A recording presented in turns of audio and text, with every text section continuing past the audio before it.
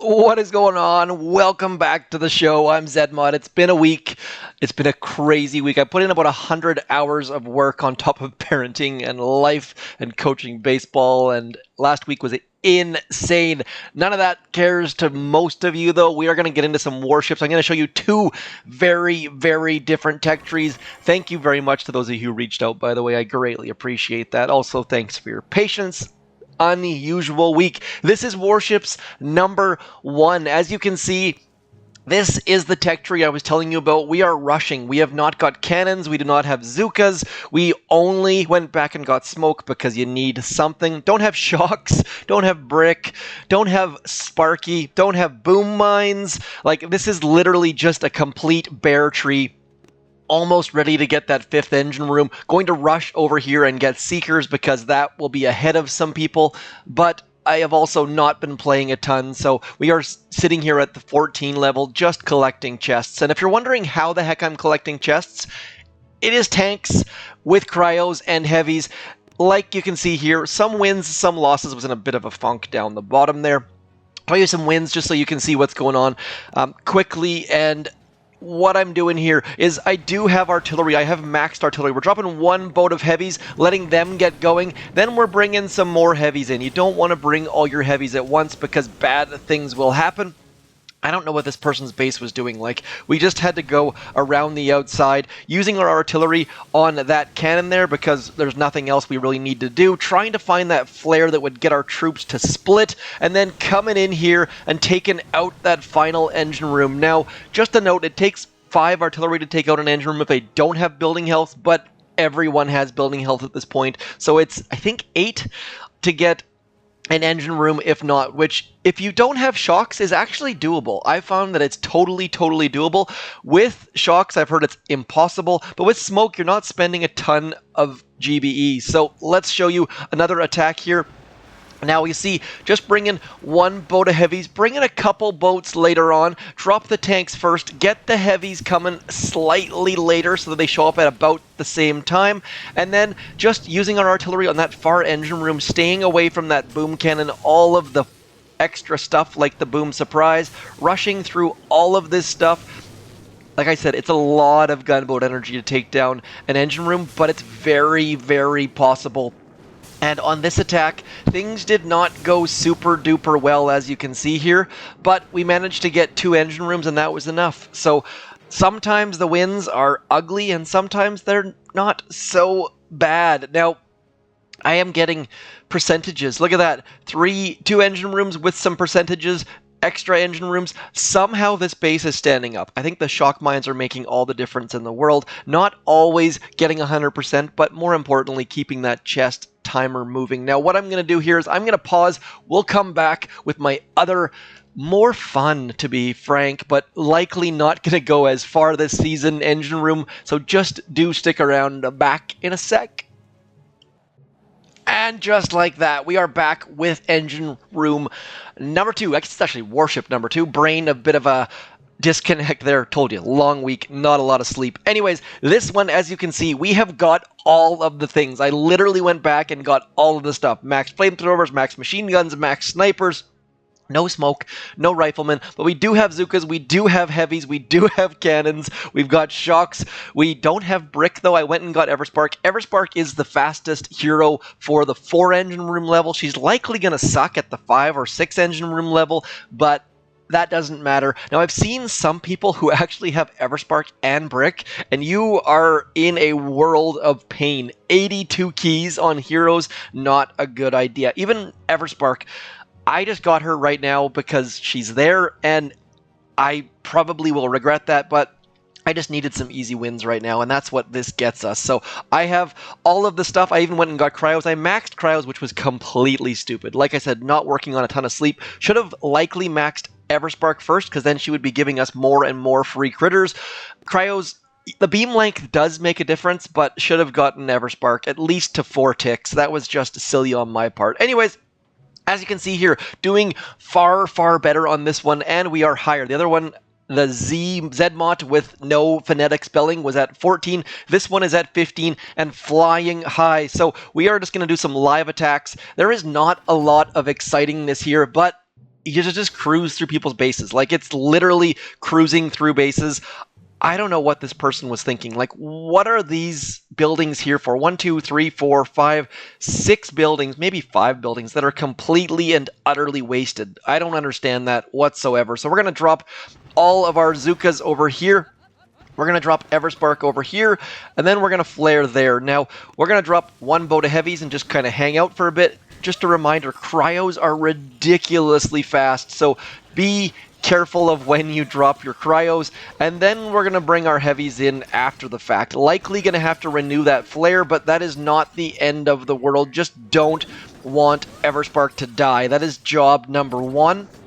And now we're just going to cruise through all of this stuff, like literally all of this stuff. Not going to spend a ton of GBE at the moment because we've got all sorts of other things to worry about, but I'm very, very curious. One other thing I did max that I didn't talk about here is I maxed my medkits. I'm thinking that maxing the medkits is going to make a fairly significant difference.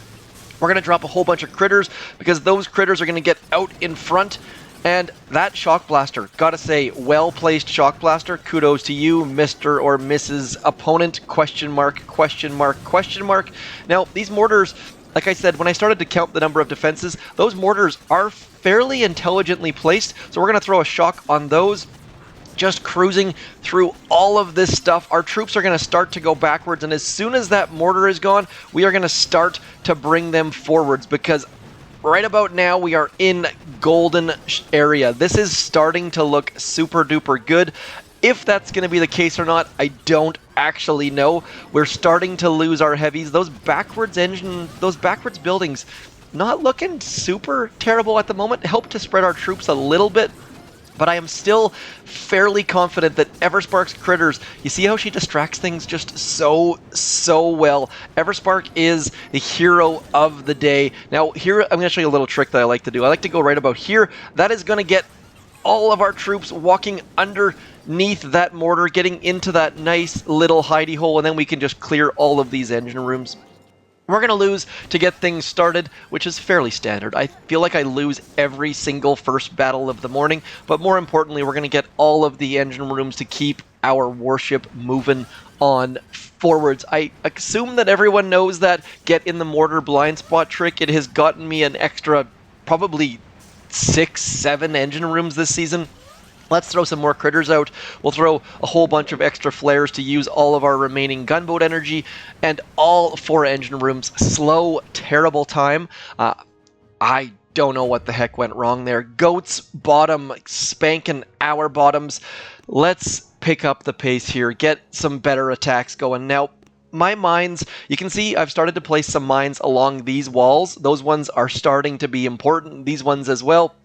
These ones less so. I probably should be moving these over into here. You know what? Let's watch that replay, see if Goat's Bottom actually touched those mines in that right-hand wall. Basically, no one comes from this right-hand wall, and there's good reason for it. So look at this. These mines, just completely and utterly useless. So I preach this every single time, and then I never do it myself. Make sure you do watch replays. See which mines people are hitting, which mines people are missing. That shock mine right there, for example, very, very likely should not be there. So we're going to move it somewhere about there.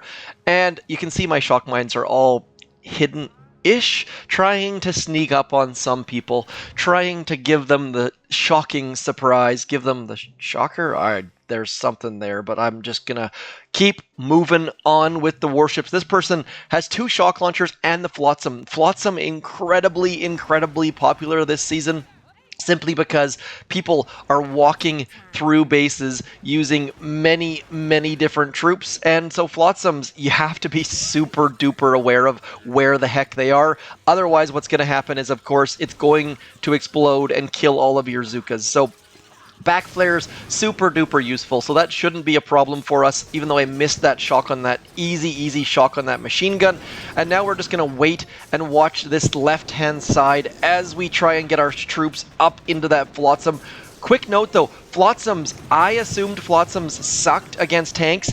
Flotsams do a ton of damage against tanks. They absolutely massacre tanks. I was completely taken unawares and they melted all of my tanks' faces. So do be careful. Flotsams, those crazy shaped rockets that come off of those things do a ton of damage. I was incredibly surprised. Our opponent is still scouting, which means they've likely disconnected. That could be fantastic for us. Hopefully getting a nice easy win. They saw our base and walked away. You'd be amazed. I'm surprised at how often our opponents just don't attack. They basically retreat right away as soon as they see a maxed defensive attack. I'm guessing that has to do with people, not everyone having instant training, but let me know if you're one of those players that's retreating. Maybe people are actually keeping their scores down, keeping easy win streaks alive. I'm not entirely sure. Like I said, this season, I have not been in touch with anyone. I have not talked to anyone. I've talked to Orion for 30 seconds this season. Have not been involved in any of our warships chats. Just note, I have not missed any operation attacks, but like I said, this week has just been absolutely awful for time management. 0 minutes of sleep, 4,000 hours of work, and it looks like we are going to get an easy gift victory. So started out with a terrible attack. Now we get a free attack. Vartan giving us the extra 15 stars as well. Moving on up, getting those chests. So really, this season, I'm doing two different strategies. Win now versus win later. And win later is tough. It's very tough to figure out what the heck to do. Now, I'm probably going to go get an extra... what is this thing called here? Prototype on this account, because why the heck not? We've already spent a ton of keys, but I haven't decided if I'm going to go up through tanks and get that artillery or come down and skip, because Kavan, I've already got Sparky. That's not a question. It's just a matter of how high we can go at our current engine room level. So we are already at 12 minutes. We're going to do one more attack, and if we lose, we'll have to do one more attack after that, and we'll finish off on a win is the goal, but not always an option. So we're going to go 2 boats of Zukas right in there, 1 boat of Zukas way the heck over there. Then we'll bring Mr. Heavy over here and Heavy over here, trying to drop those heavies directly in line with the machine guns. Zukas directly in line with the flamethrowers. Probably not going to work out like that, but that is the goal anyways. So let's just see. Zuka's arrived first. We're going to need to throw a shock out. Probably could have used a med kit as well, but like I said, not always the smartest maneuver on my part. Heavies on that left-hand side arrived at the perfect time, and now just cruising through all of this stuff. There is literally never a shortage of GBE, or almost never. Usually not a shortage of GBE, and now just cruising through all of this stuff. Preparing for our back flare, was not quite ready for it, and as a result, no, we don't think we lost any Zukas, thankfully. Getting our critters back out there, those flotsams obviously destroying all of our critters, which is less than ideal. Zuka's coming back in.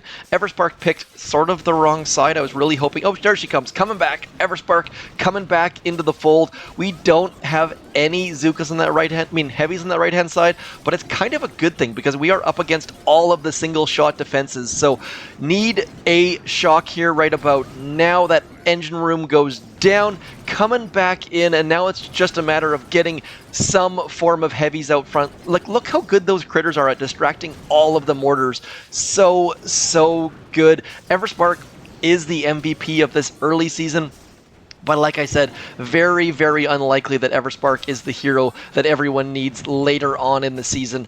Now, I am always torn here. Should I be flaring an engine room at this point? Maybe, but it's just so that means we're going to have to do one more attack. Our base is not standing up nearly as well as it should be. We've got a shock launcher, we've got 2 shock launchers and shock blaster and all of the defenses, and people are still walking through our base. So very likely need to get a bit more compact. As you can see, I'm wasting defenses out here. This engine room's a little bit too easy for people to get. Maybe I need to move it back into... You know what? Let's just make some random modifications. Just trying to get things a little bit more difficult and hopefully getting things slightly stronger around all of our engine rooms. Giving up that front engine room just seems a little bit silly, and all of those boom mines not doing nearly as much as I would like them to do. So, gonna tighten things up a little bit. If you are new to the channel and you're wondering why this base is so bad, it's because I always choose offense over defense. And in this season, I've clearly not done that, so I need to spend a little bit of time and make this base better, move some defenses around, and hopefully get this base. I mean, we've got so many defenses, and it's just not a good enough base at this point. So hoping that slight adjustment, that's going to give them far less gunboat energy. And I've actually seen people with only 3 engine rooms out. Don't be one of those people. That is a terrible idea. You don't want to be that person who is putting out only 3 engine rooms, because it makes it so easy to attack 2 and BART 1. Please don't be that person. And if you're wondering why I just dropped Zookas here, it's because we've got all sorts of single shot stuff. Don't care about that flamethrower, don't care about that boom cannon, and then all of our Zookas coming in underneath all of the stuff, and then just cruising along to this left side as our critters take a right turn for some reason. Let's get back over into here. I don't understand bases that are like this. They're forcing you to go right into their engine rooms. If you guys have any comments, any suggestions of why the heck people are doing that with their bases, I would love to hear it. It just doesn't make sense to me. That's why we have flares, and we can avoid 90% of their defenses as the stuff that we are attacking is getting shocked by our Cryoneers.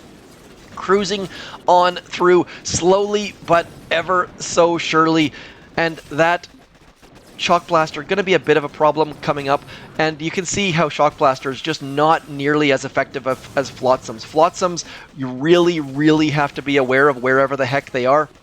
Shock Blasters, they hit the occasional Zuka, they hit the occasional heavy, not a ton of effort needs to go into stopping them, says the guy who has the Shock Blaster, of course. So realistically, one of my next steps should be getting rid of that Shock Blaster that I have, but I just can't bring myself to spend the diamonds quite yet because I haven't been playing nearly enough to require it. So we're going to get rid of that machine gun, then we're going to flare over into here. And if you're wondering why I'm flaring past that Shock Blaster, we're just going to get all of our troops into position and hopefully get them right on top of that Shock Blaster so we can take out all of the things. And we are about to lose yet again, as you can probably tell by the fact that we are starting to get the... Oh, maybe not. I'm kind of surprised by what's happening right now. I assumed that the fact we had 1 engine room left, they would be sitting next to our... because we've got 2 back in here.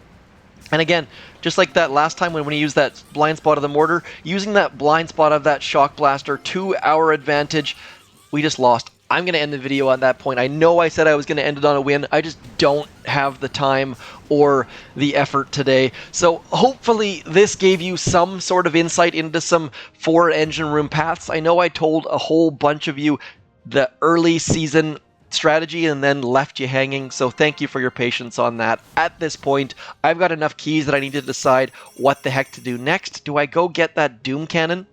That's probably where I'm leaning towards, but that's just going to go even further off the path. Anytime you're going down as opposed to right is sort of a dangerous situation. More gunboat energy, Doom Cannon. Really need to make that decision of what the heck I'm going to do on this tech tree. And that is the advantage of my other... Actually, you know what? Let's upgrade Sparky right now. The fact that we've got Everspark, her critter swarm is going to be giving all sorts of extra critters. Her... what is that called? Robot Overlord's going to be giving critters faster, so really should have used our tokens on Everspark instead of Cryos way back when.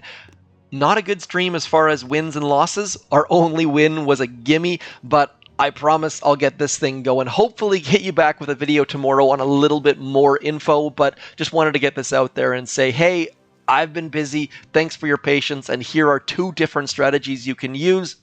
This one, clearly more for the moment, and the other one playing the long game. So anyways, as always, thanks for your patience. Keep booming those beaches. Do consider throwing creator code ZMOT in all Supercell games, like it says down there in the bottom left corner. I shall talk to you soon. Thanks for coming in. I'm ZMOT.